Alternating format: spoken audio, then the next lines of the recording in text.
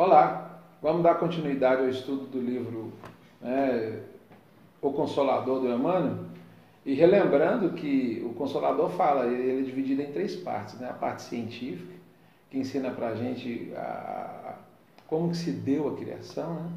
Como que é mais fácil entender a criação do universo, do ser humano, dos planetas e de tudo, com Jesus nos explicando, e essa parte científica nos ensina os mecanismos dessa evolução, nos mostra o trabalho constante e perene, né, de Deus, enviando seus prepostos como Jesus, que constituíram o planeta e continuam construindo, e depois do planeta construído, enviando seus prepostos, né, os seus orientadores, para fazer esse planeta chegar ao ponto aonde o ser humano pudesse existir, aparecendo o ser humano e sempre nos guiando nessa vida. Essa é a parte científica, mostra para a gente os mecanismos da evolução.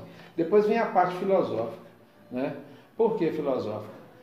Em aprendendo pela ciência os mecanismos da evolução, né, abrindo a nossa mente, questionando, passando pelo crivo da razão, esse aprendizado, nessas informações que a ciência nos traz, nos mostra, nos faz refletir.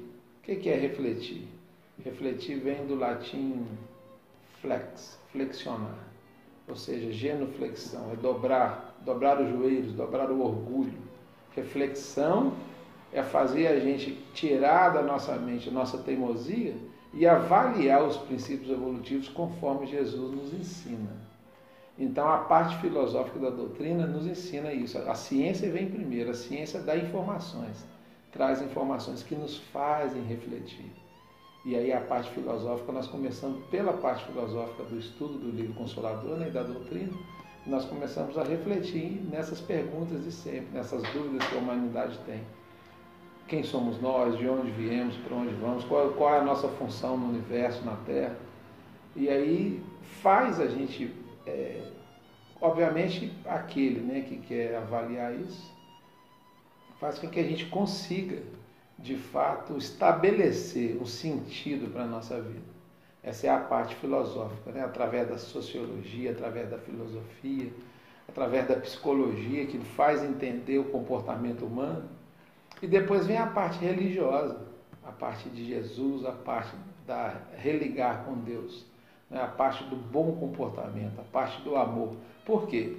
Em aprendendo pela ciência, refletindo pela parte filosófica, faz com que, entendendo tudo isso, a gente retorne, religue com Deus, de onde nós partimos, de onde nós nos afastamos na procura da perfeição, afastamos no sentido de que, a partir do momento que a gente chega na humanidade, a gente cria, constrói um sentimento que se chama egoísmo, que faz a gente afastar da simplicidade de Deus. Mas Deus nunca se perde de nós, Deus nunca deixa de nos abraçar, Ele permite esse afastamento, porque é exatamente pelo afastamento, né, pelas tentativas e erros e acertos na Terra que a gente aprende. Mas aí no final, avaliando tudo isso, a gente religa, a gente volta para Deus. Volta nessa unicidade. Como diz Paulo, a partir de hoje não sou eu mais quem vive, sim o Senhor que vive em mim. Ou como dizia Jesus, e sempre disse, eu e o Pai somos um. Então essa é a função. Esse livro fala de ciência, filosofia e religião. E espero que vocês nos acompanhem sempre. Interessa estudar, adquiram o livro, vão perguntando, antecipem as leituras, tragam suas dúvidas, porque, repetindo, é fenomenal, ele é extraordinário, nos faz refletir, né? É a doutrina do estudo, a doutrina dos Espíritos, a doutrina de Jesus. Então nós vamos para a pergunta número 7, né? A parte ainda das ciências da química, né? E a pergunta 7 diz o seguinte: existe uma lei de progresso para a individuação química? O que é individuação química? Vamos repetir. A individuação é o encontro com Deus. Então a química, os elementos primordiais, simples e primitivos, eles vão se amalgamando, evoluindo até virarem algo positivo com Deus. Individuação é o caminhar para Deus. Existe uma lei de progresso para a individuação química? Na conceituação dos valores espirituais, resposta: a lei é de evolução para todos os seres e todas as coisas do universo. As individuações químicas possuem igualmente a sua rota para a obtenção das primeiras expressões anímicas, Sendo justo observarmos que no círculo industrial a individuação é trabalhada pelos processos mais grosseiros, até que possa ser aproveitada pelo agente invisível na química biológica, onde entra em novo ciclo vital na ascensão para seu destino.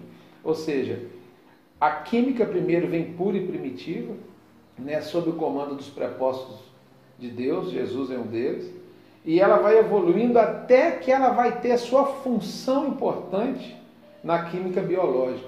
A química biológica vai organizar um corpo físico, um corpo biológico, vai permitir ao espírito encarnar e dar continuidade, iniciar a sua evolução moral, dando continuidade aos ensinamentos de Jesus. Aí a 8 fala qual que é a diferença observada pelos espíritos entre a química biológica e a química industrial. Resposta. Na primeira, ou seja, na química biológica, preponderam os ascendentes espirituais em todas as organizações, ao passo que na química industrial, os fatores podem ser de atuação propriamente material, especificamente material. Então a química evolui na materialidade primeiro, até que ela chega ao máximo da evolução material que pode e vai para a evolução biológica, onde ela vai se fundir, amalgamar, evoluir, até dar condição de formar um corpo físico, um corpo espiritual e os diversos corpos que o espírito precisa ter até voltar a ser espírito puro, E nisso reside a grande diferença. É que na intimidade da célula orgânica, o fenômeno da vida submete-se a um agente divino em sua natureza profunda. E nos compostos industriais, as combinações químicas podem obedecer a um agente humano. Olha que interessante. A química biológica é totalmente organizada por Deus. A química industrial, o ser humano pode movimentar. E Deus permite que nós movimentemos e utilizemos a química industrial para que nós possamos aprender a sermos engenheiros divinos um dia.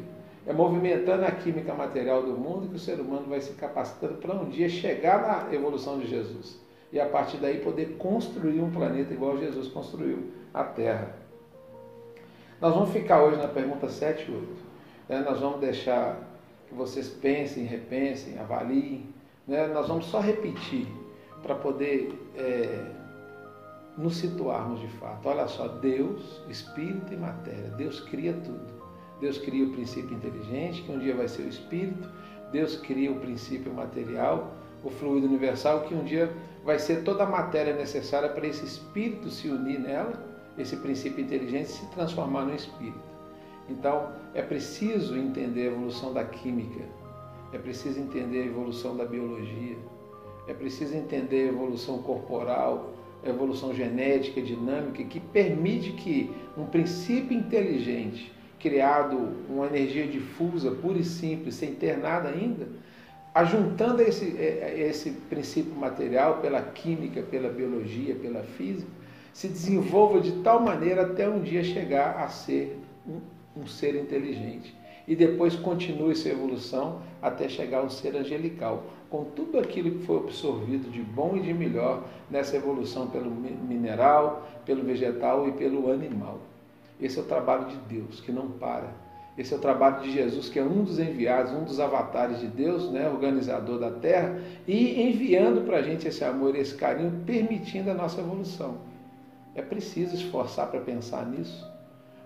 Nós não estamos no tempo mais de ficarmos simplesmente não senhor e sim senhor, seguindo uma religião sem fé raciocinada. É preciso que nós abracemos esse conhecimento para chegarmos a ser co-criadores com Deus. Jesus chama a gente, Jesus fala assim: vós sois deuses, e se quisesse podeis fazer o que eu fiz e muito mais, mas falta na gente o poder de entender a necessidade de assim fazer e a vontade de fazer, que ele chama de fé. Fé não é crença, fé é fazer, é ação. Então não vamos jogar fora essa oportunidade, não. O próprio Jesus falou para a gente assim, que se vós sois a luz do mundo, mas não se acende uma lanterna, um lampião e coloca ele dentro do armário. A gente acende uma lanterna e coloca ele num lugar que ilumina nosso caminho de quem vem conosco. O conhecimento é a luz que a gente acende na gente. E se nós temos esse conhecimento, ele vai servir para quê? Se nós aprendermos isso, não mudarmos 1 milímetro da nossa conduta, não aprendermos a ser uma pessoa melhor, amando mais, perdoando mais e sermos agentes multiplicadores de alegria, de satisfação, né? de vitalidade. Para que está adiantando isso? Vamos deixar de lado nosso orgulho, nossa vaidade, esse ensinamento que esse perclaro espírito, esse grande amigo Emmanuel, com Chico, os dois, olha que união, trouxeram para a gente e continuam trazendo, tem essa função da gente refletir, avaliar, e nessa avaliação a gente quebrar nosso orgulho, quebrar nossa vaidade, nossa prepotência, nossa arrogância, e aprendemos a ser mais humildes. Vamos continuar estudando. Jesus abençoe a todos. Obrigado.